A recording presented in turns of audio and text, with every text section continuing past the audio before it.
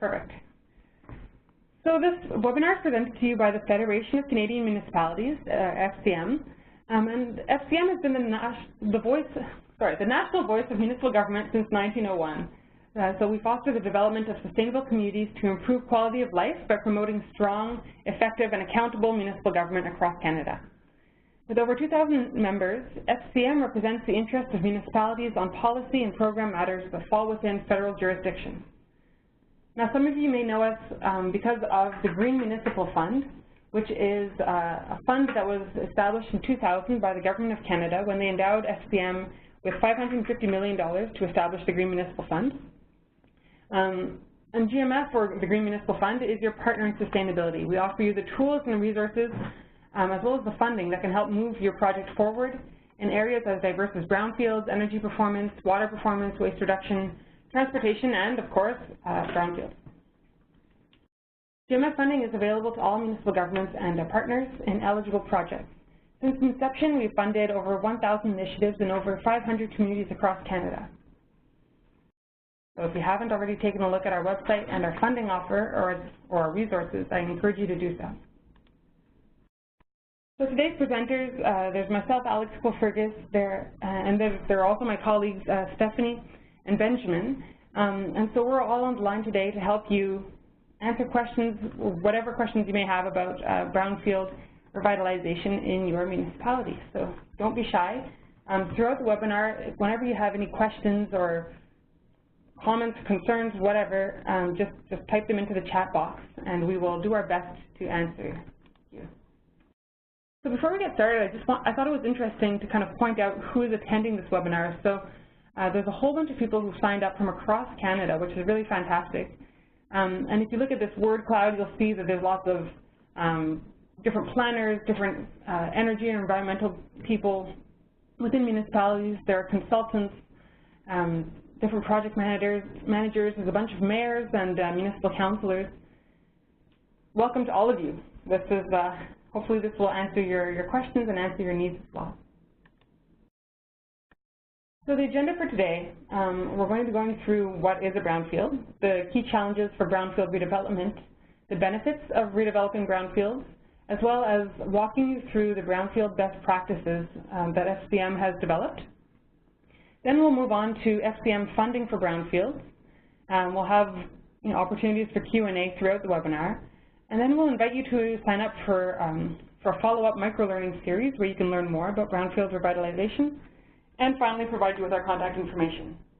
So we're hoping that by the end of this webinar, you'll be aware of best practices that municipalities can adopt to encourage brownfield revitalization, as well as how FCM's funding and knowledge resources can help you implement these best practices in your community. Without further ado, we will get started. So what is a brownfield? If you've been asking yourself that question and you still showed up, congrats, that's fantastic. So generally a brownfield is defined as an abandoned, vacant, derelict, or underutilized commercial, industrial, or institutional property where past actions have resulted in actual or perceived contamination or threats to public health and safety, as well as where there is active potential for redevelopment. So I'm sure that we all have a couple of brownfield examples in mind, and there are a variety of common brownfields. So some of them are small urban sites, large waterfront properties, medium or large industrial sites, or industrial heritage buildings, just to name a few. So there's a whole bunch of different kinds, and every municipality in the country has them. So don't feel bad.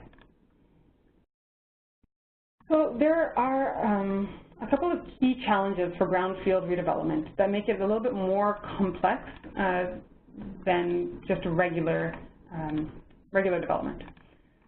So brownfield redevelopment can often take longer than greenfield development. So greenfield is an untouched area, so generally on the outskirts of the developed city.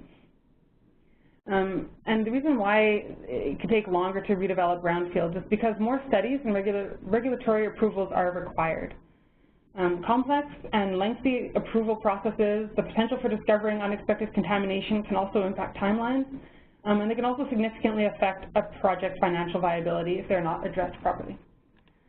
So as you all know, I'm sure development has risks, and they're always there, but brownfield redevelopment risks may be compounded by high costs, by the uncertainty of environmental assessments, by cleanup, liability, regulatory approvals, or potential community opposition. So this doesn't mean that it's impossible to redevelop brownfields, but to offset the challenges, developers often seek higher rates of return for brownfield projects than for lower risk projects.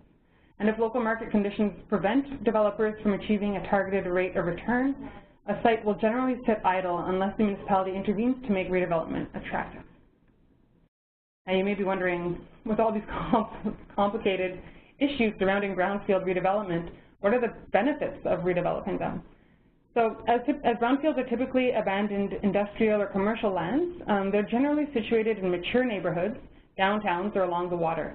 So brownfield redevelopment, although it's more challenging than greenfield development, the outcomes are generally transformative.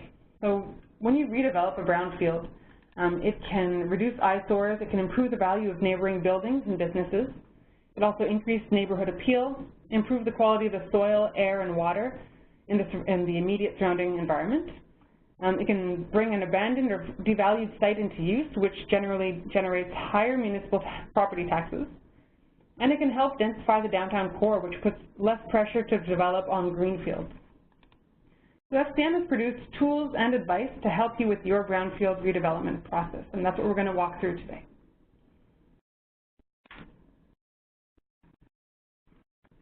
So to help you navigate all this complexity, we've developed a 7-step best practice framework to provide a full picture of the processes, policies, and programs a municipality should put in place to become a brownfield redevelopment champion. These steps are based on best practices implemented by municipalities across Canada to help foster a brownfield redevelopment environment. So today, as I said, we'll walk you through the 7 steps by using the example of my town, which is a medium-sized municipality with a few brownfields in its downtown core. So the first step that my town would want to take, or that they took, is to prepare. And so that includes the 3 first steps of the brownfield process. The very first thing that the town of my town did was commit to taking action. And I just want to mention before we get started that all of these steps are outlined in much more detail in the guidebooks that FCM has produced and that are available for free online. So you feel free to just listen to this for now, and if you have more questions, there's tons more information in those guidebooks, and we'll also be sharing the link to those when we share the webinar.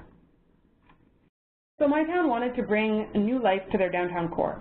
The planners realized there was a lot of potential for development. However, many of their empty lots were privately owned brownfield sites that had been sitting idle for years. They decided it was time to take action to revitalize them. The first step was understanding the risks and benefits of brownfield redevelopment. The planners found some baseline information in SDM's Committing to Action guidebook, and they summarized the information along with an informal list of known local brownfields in a targeted, solution-oriented presentation to key municipal staff and councils. They focused their presentation on the potential economic spin-offs and increased tax revenues and the missed opportunities that were resulting from inaction. Luckily, their awareness raising was successful, and City Council formally committed to taking action by identifying brownfield redevelopment as a priority in their official plan. So with an official commitment in hand, the planners were able to pull together an interdepartmental team to spearhead municipal brownfield initiatives.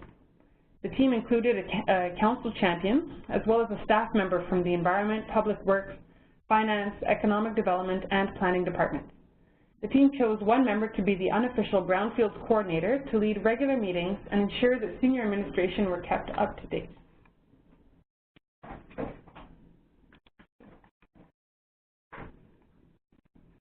So the second step, understand local factors affecting brownfield redevelopment.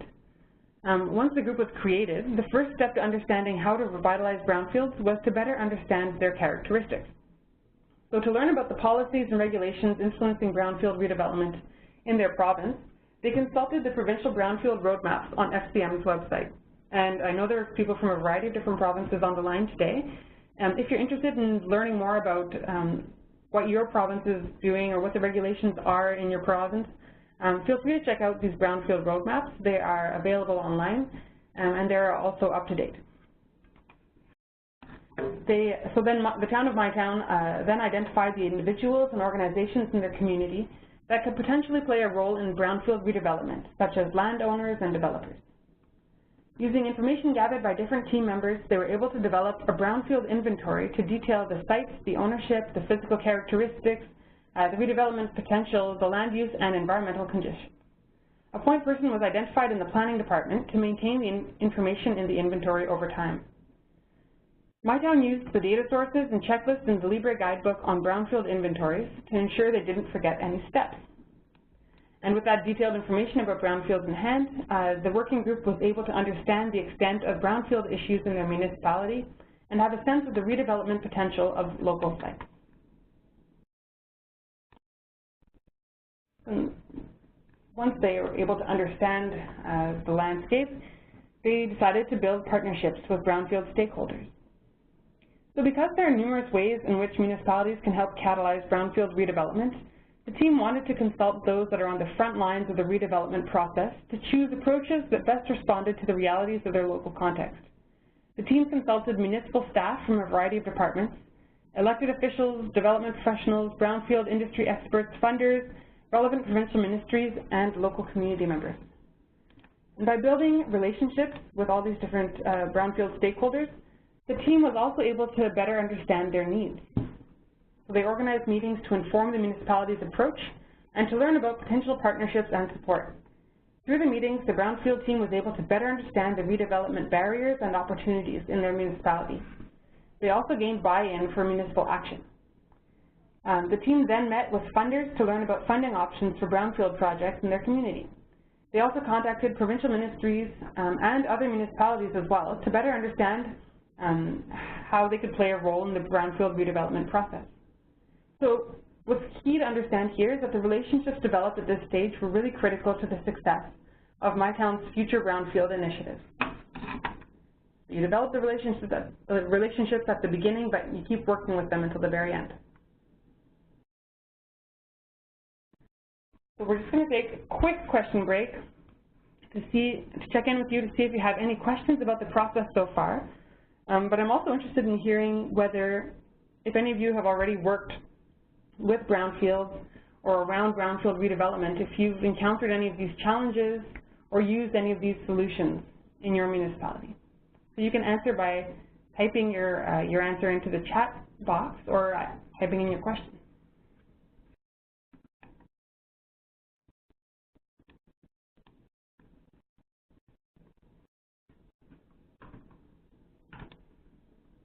It looks as though we don't have any questions yet, but that's fine and normal, and we will move on.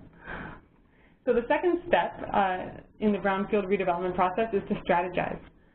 So this is a really important step, and there's a lot in here that we don't have time to go into during this webinar, but we wanted to recommend that if you read only one guidebook that SDM has produced on brownfields, that you read the Devise a Strategy guidebook that is on SDM's website. We do have a question. So the question is, would landfill restoration be defined as one kind of brownfield redevelopment? And the answer is yes. I mean, it can be.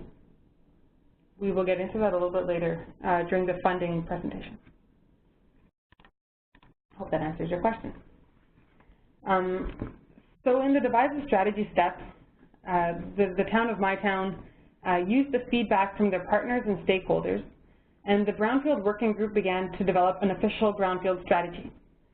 The overall goal of this strategy was to develop programs and incentives that reflected the local context and priorities. By developing a strategy, they hope to reduce uncertainties associated with brownfield redevelopment.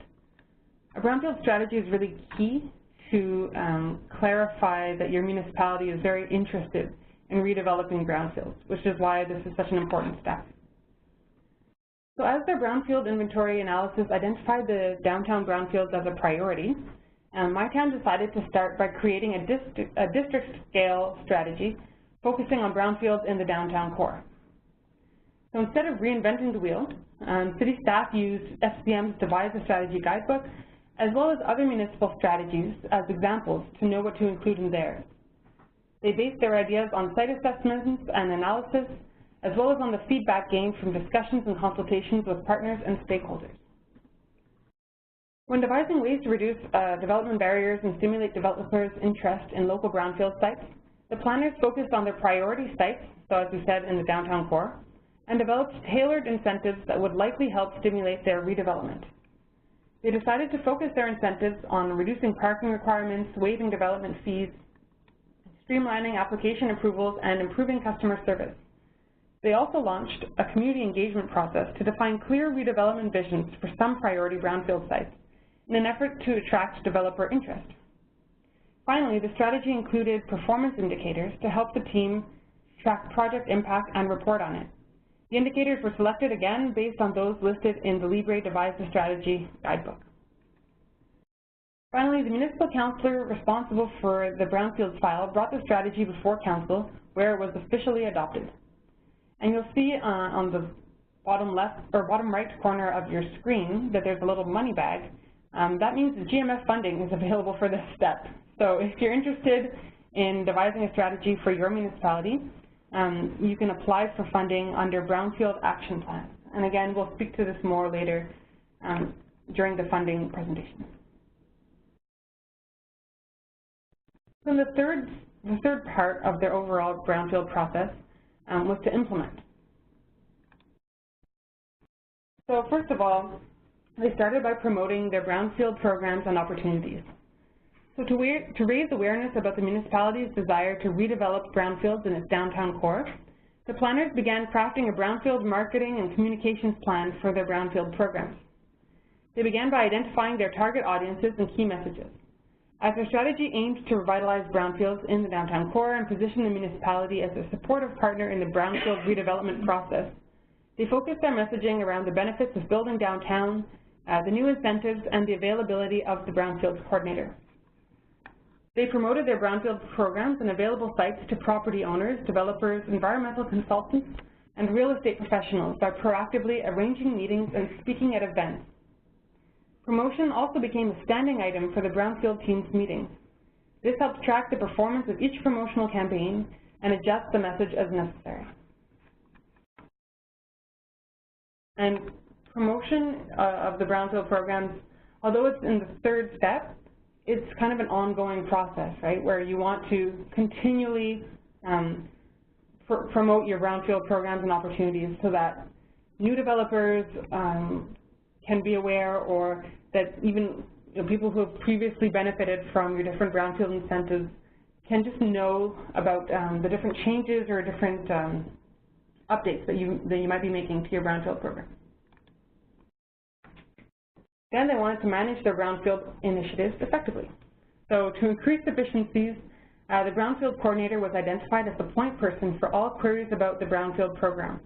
That person was tasked with moving and tracking any application for incentives through all municipal processes, addressing any delays, and communicating with the applicant. The coordinator was also responsible for ensuring that all information provided by the municipality on brownfield programs, on redevelopment opportunities, and approval processes was up to date and user-friendly. Now, because my town owned certain municipal brownfield sites, they also began looking at remediating their own municipal brownfields in the downtown core. In order to do this, they used the information about tendering processes, which is provided in SDM's guidebook on running effective tendering processes. Through this process, they were able to attract good bidders, and they were able to choose a contractor to remediate a couple of sites. Now, once the municipal sites were in good shape, my town sold some of them to developers, so kind of removed the brownfield risk from those sites, and they kept others for much-needed municipal infrastructure, such as a recreation center. Finally, the coordinator was tasked with re-examining the municipality's internal approval processes and suggesting opportunities to streamline processes and reduce uncertainties for developers. So again, Green Municipal funding is available for this step. So you would be able to apply for grants for Phase 2 environmental site assessments, for risk management, and for remedial action plans. And you can also apply for loans for remediation and risk management as well as redevelopment. And again, we will answer some more of those questions that you might have about funding later, just a couple of minutes.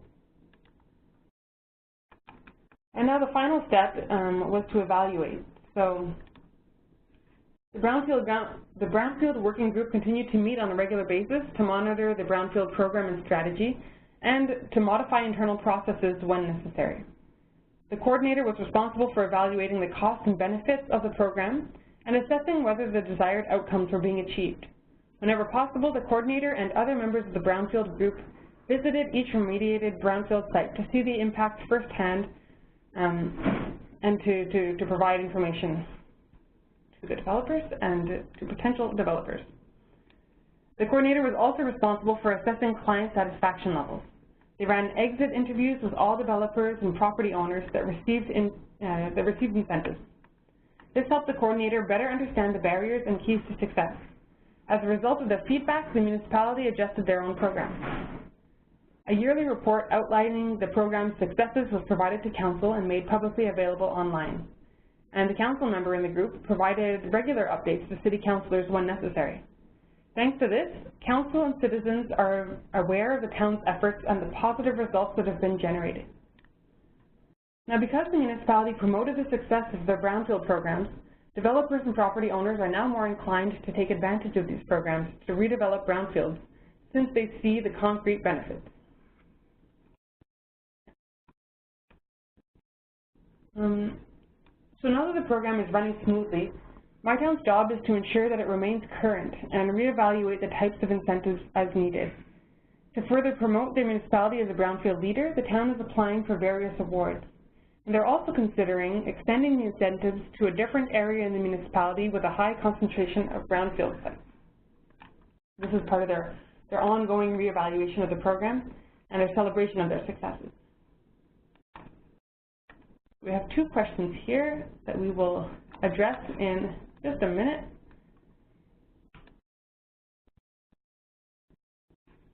So right here, I'm going to ask Stephanie.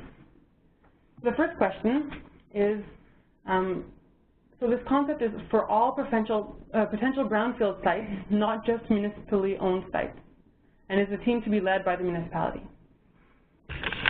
Stephanie will answer you right there. Hi, everyone. So I can take this question. So the idea here, these 7 best practices that that Alex just walked us through an illustration of the hypothetical My Town situation, is really an illustration of the overall municipal actions that can be taken to help catalyze brownfield redevelopment in the municipality. So it's actually more focused on encouraging the redevelopment of privately owned sites.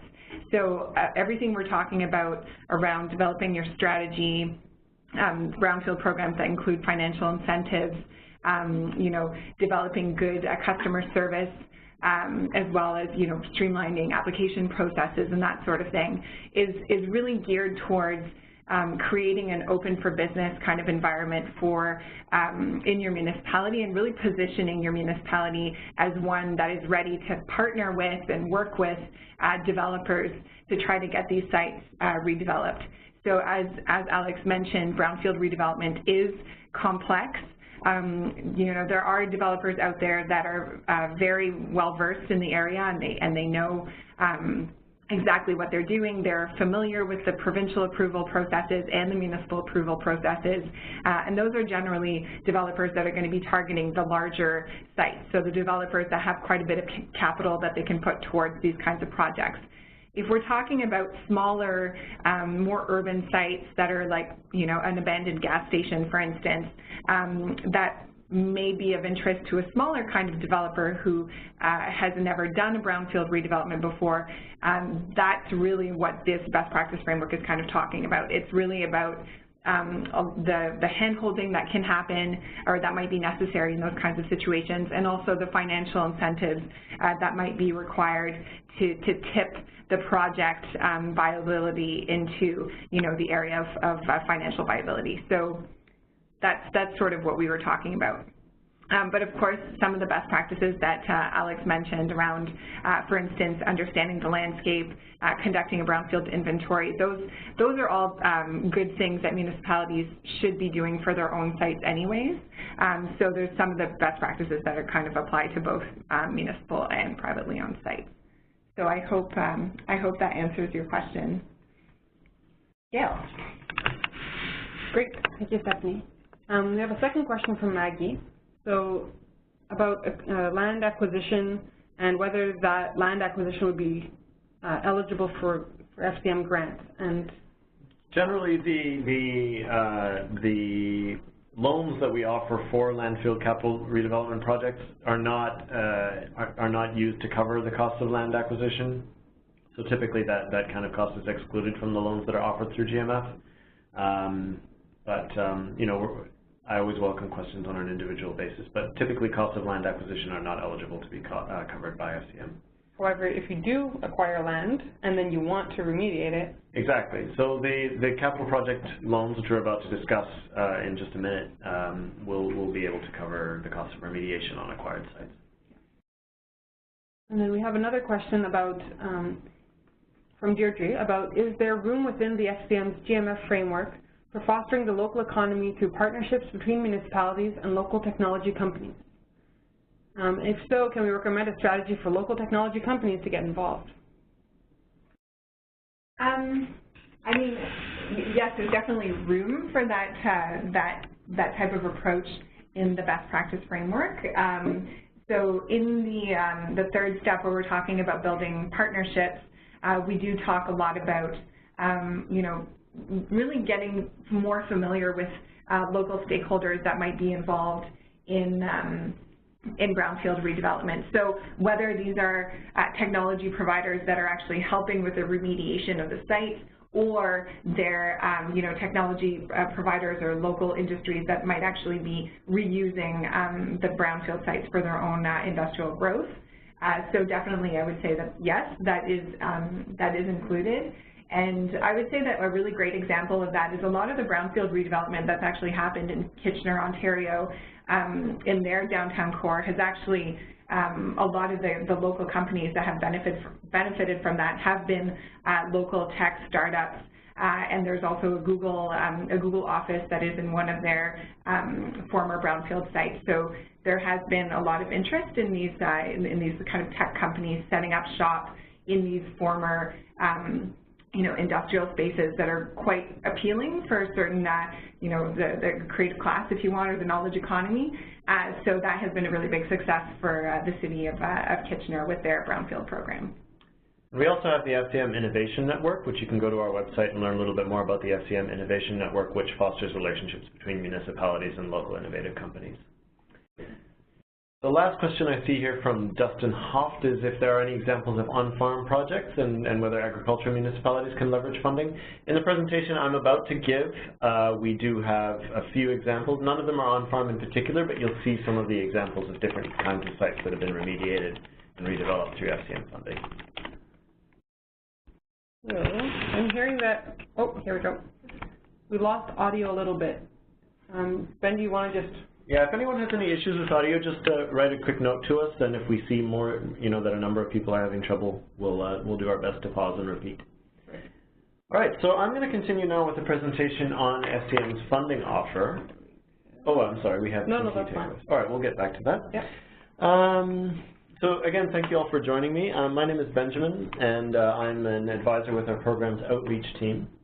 I'm going to give just a quick overview of the GMF funding offer for brownfields, which is one of many different streams of funding that FCM offers right now through the GMF.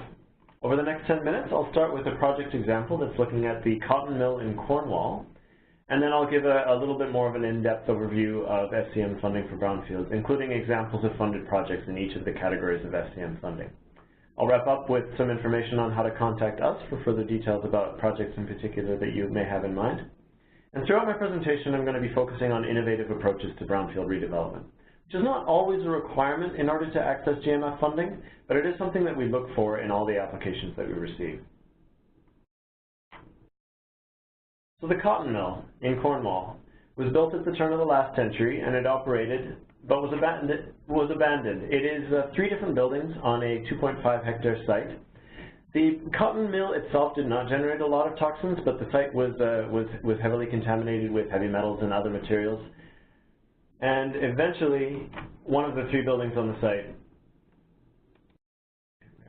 burned down after having been abandoned for quite some time.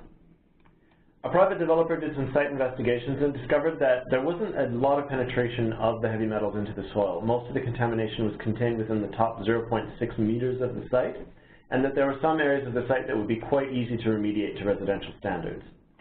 So the remediation was completed, and the parts of the site that were able to be remediated to be suitable for residential standards were redeveloped into apartments. The remainder of the site that could not quite reach the higher standards required for residential occupation were turned into commercial space.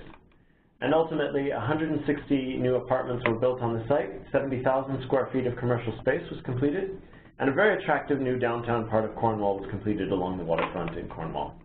The GMF contribution to this project was a loan of $1.6 million towards the total cost for site remediation that was $2 million.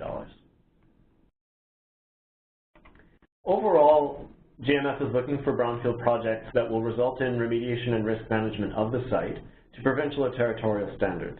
Well, it doesn't necessarily mean 100% greenfield and 100% new site at the end. We would really like to make sure that, that the municipality or the partner is working to achieve the standards that are set out by the province. We can also fund projects that result in renewable energy production on brownfield sites. These are called Brightfields. And we support the redevelopment of remediated sites according to GMF energy, transportation, waste, and water capital project requirements. And I'll get into all these in a little bit more detail as we go through. So how do we get there? Brownfield sector funding is broken down into about, well, 4 really different categories. We have funding for plans of up to $175,000. We have funding in the form of grants for studies, feasibility studies. We have funding for pilot projects of up to $350,000. And then we have funding for remediation and redevelopment of sites in the form of loans that are unlimited in value of up to 80% of project costs for the remediation and redevelopment of brownfield sites. And I'll go through each of these in a little bit more detail. Community brownfield action plans are in some ways the starting point, and as Alex mentioned in her presentation, these can really help the municipalities to identify their priorities and their strategies for tackling the brownfields that exist. Brownfield action plans usually act community-wide, though oftentimes there are action plans for large, specific sites. And they identify priority redevelopment zones, municipal actions, and incentive programs that you can use to really affect change for all the brownfields that exist in your municipality. We look for environmental, social, and economic goals to be identified in the plan, targeted specific actions that the municipality or that specific people can do, and the anticipated impacts of your overall brownfield strategy. The action plan will identify tasks, people responsible, the timelines, and the costs of the proposed remediation strategy. And the grant that SDM offers for these action plans is 50% of the eligible costs with a funding limit of $175,000. So here's an example of a master plan that was funded through FCM. This one was actually afforded a grant of $350,000 through a previous offer, but nonetheless, it's a 245-hectare site along the waterfront in Mississauga that was all former industrial, and SDM funding was used to develop a proposal for remediation and redevelopment of the entire waterfront area. For feasibility studies, we're focusing in a little bit more on a particular area to assess the technical and financial requirements and viability of remediation and redevelopment on that site. Again, we're looking for environmental, social, and economic impacts. And Phase 2 environmental site assessments are eligible for funding through GMF. So if you'd like to go and do an investigative site assessment where you're assessing the types of pollution and location of it on the site, that is eligible for funding through our feasibility studies funding. Most importantly, feasibility studies are required before municipalities are able to access funding for pilot and capital projects. So we really want to know what you're working with before we start to kind of get our hands dirty, so to speak. Again, the grant is 50% of eligible costs with a maximum of $175,000. One of my favorite examples of all the projects that SDM has funded lately is the solar electric charging system in London, Ontario. It's a feasibility study with a total value of $200,000, again 50% funded by SDM, to develop a direct current electrical network to directly connect solar panels with electrical vehicle charging on brownfields. There's a lot of inefficiency when solar panel energy is converted to alternating current, so it can go through the grid. And this feasibility study is looking at directly connecting the direct current from solar panels to electric vehicle charging stations. For pilot projects, we're looking for evaluations of new solutions under the expected conditions at full-scale operation. So our pilot projects really are small-scale tests that have a potential for full-scale implementation. Through pilot projects in particular, we really are looking for innovative approaches such as in-situ remediation, and the grants are 50% of eligible costs to a maximum of $350,000 at this time. Some examples of pilot projects. Sorry about the quality of the image here, but the Montsebre Community Garden in Montreal is a former industrial site that experimented with phytoremediation, that is using plants to treat the soil quality. The plants were then harvested and tested to see for their quality and ultimately composted and I think turned into biogas. But it was a way of dealing with the contamination on a particular site that could be dealt with through on-site remediation using plants. Another one of my favorite projects here is the Blackstock landfill reclamation, which is ongoing in Durham. It's one of 7 former landfill sites that predate the Ministry of Environment standards for landfills in Ontario. It's just a 2-hectare site, but the municipality is extracting and recycling all recyclable materials that were landfilled on that site. Anything that is not able to be extracted from the site will be leveled out and the site will be turned into, I believe, a community park. The grant for this pilot project was $350,000 for a total project value of $1 million.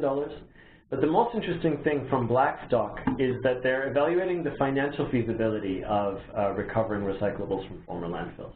So we have some great results anticipated from that project.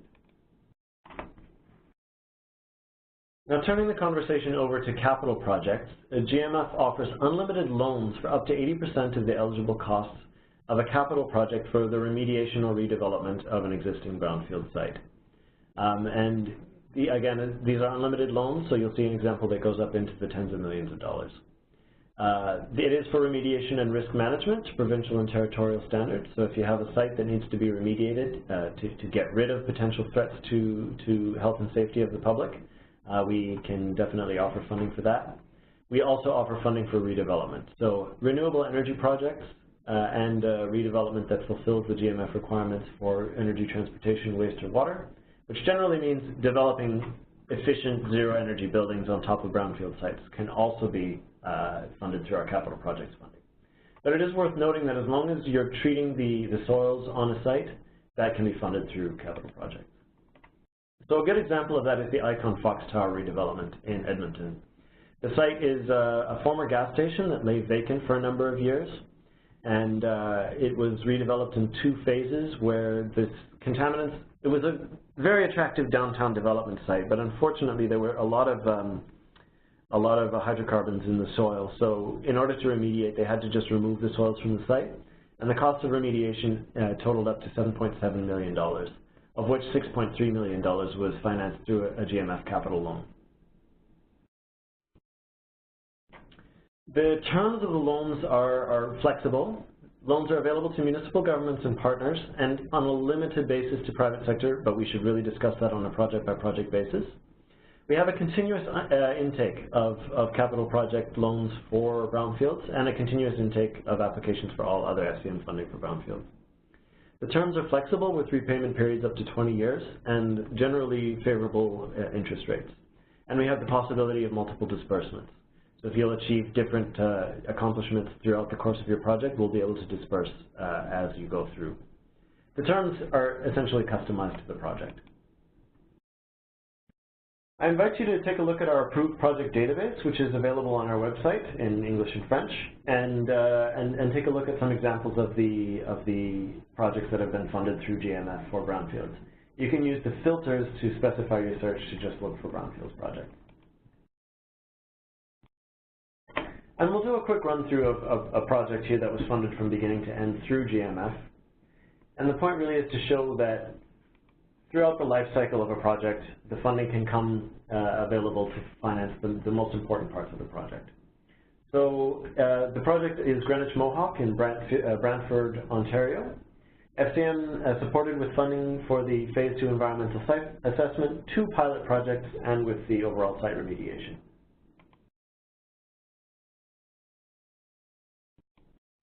The 2 different pilot projects addressed different parts of the site that were contaminated with different materials.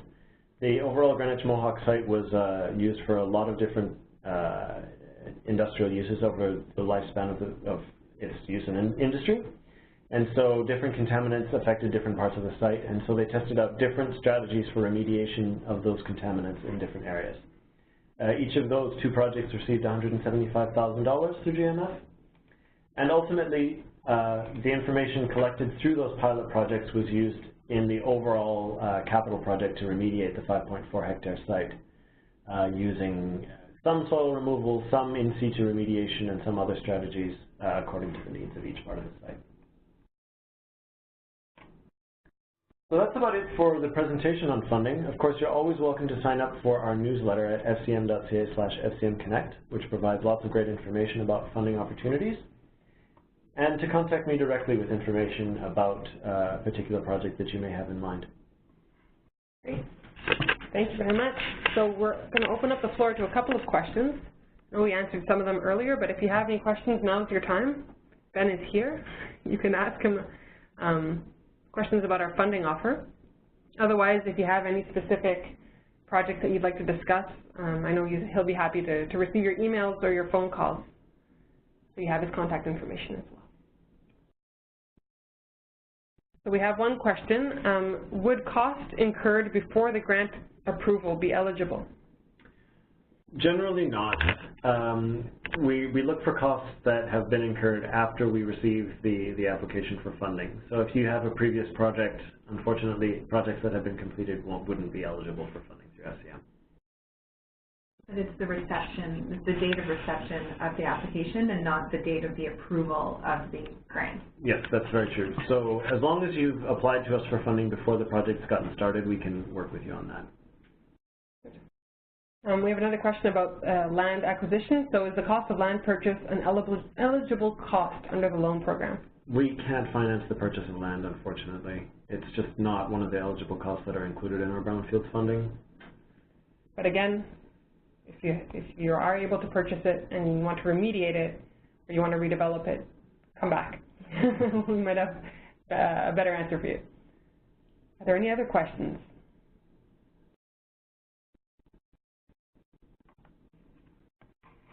Good. Great. Thank you very much, Benjamin.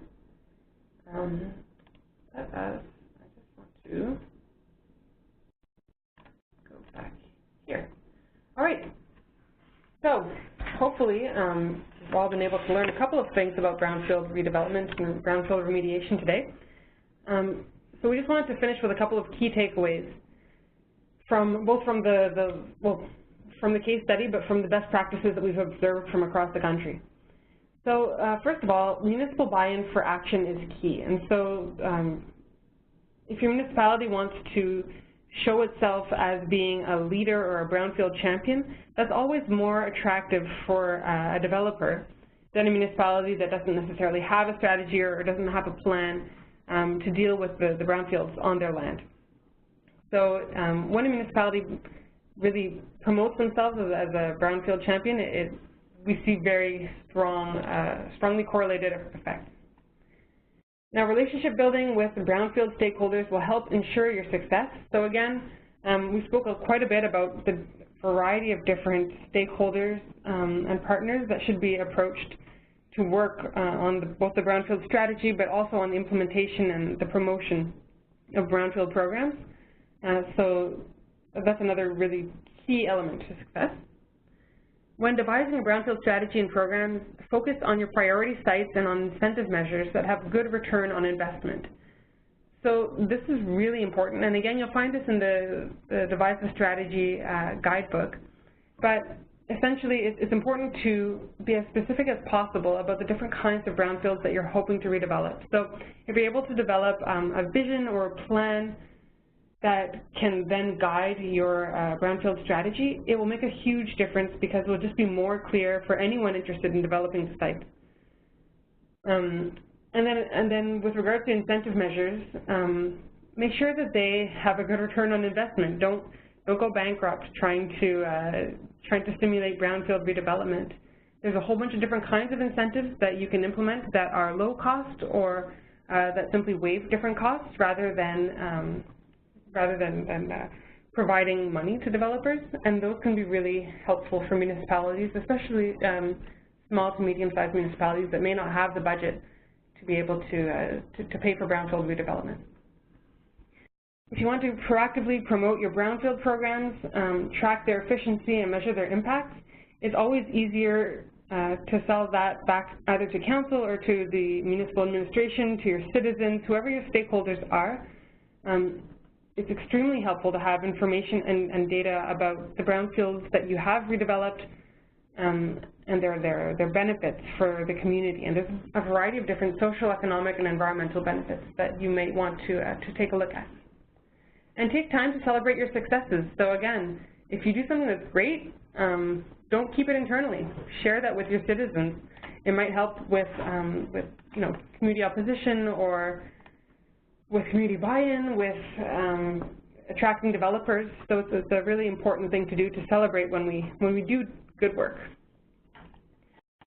So just with regards to the guidebooks, so there are 7 FCM guidebooks about brownfields, and we recognize that everyone's really busy, and you may not have the time to read all of the 7 guidebooks, or even the 2 that we especially recommend, which are Commit to Action and Devising and Implementing an Effective Brownfield Strategy.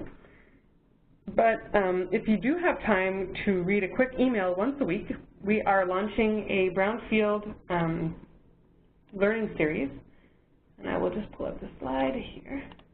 Brownfield email learning series, which will help you receive targeted information on brownfield redevelopment directly into your inbox. So this is done once a week during 8 weeks. You'll receive information about different real-life case studies.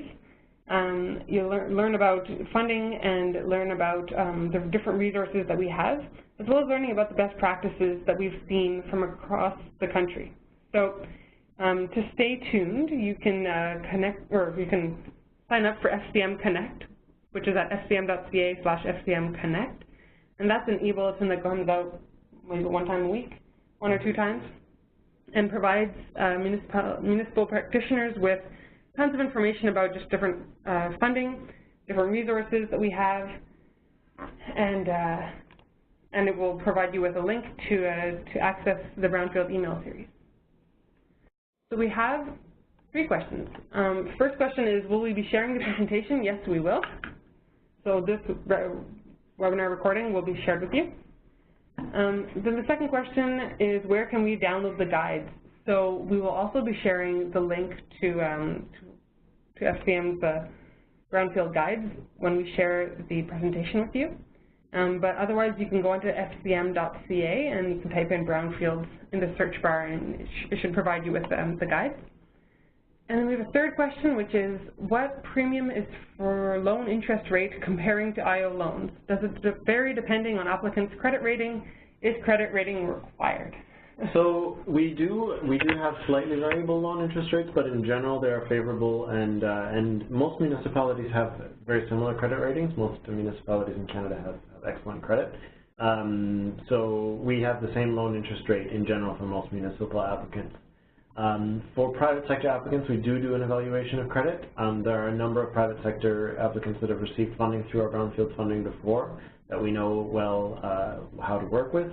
For new ones, of course, it depends on their existing assets, but we evaluate that on a case-by-case basis. But in general, I think most of the people in the room here today are from municipalities, and municipalities receive very favorable interest rates. Unfortunately, I can't give specifics as to the kinds of interest rates that are charged, but if you'd like, we can put you in touch with some of our credit specialists who will be able to give a little bit more details. I know that it's prime minus. I can't tell you prime minus what, but it's linked to the Bank of Canada rate. There we go. Thank you for that. The interbank rate. There we go. So when we send around this presentation, you'll be able to click directly on each of these titles, and it will link you directly to the Brownfield guidebooks on SDM's website, if you want to download it or if you want to just read through them. So as next steps, I'd like to encourage you to subscribe to SDM Connect. If you have further questions or you're thinking of different projects, please don't hesitate to contact SDM. And thirdly, if you can share your feedback with us, we have about a 1-minute feedback survey that should open up when you close WebEx. And so it really helps us if we have your feedback and your comments so that we can improve our learning opportunities and our learning activities for next time. And if you want to contact us, our contact information is here. Ben provided his contact information as well a little bit earlier. And we are always happy to take your questions and your projects and work with you towards redeveloping your brownfields. Thank you very much to everyone for joining us, and hope you have a great afternoon. And we will be sending out this presentation very soon. Thank you.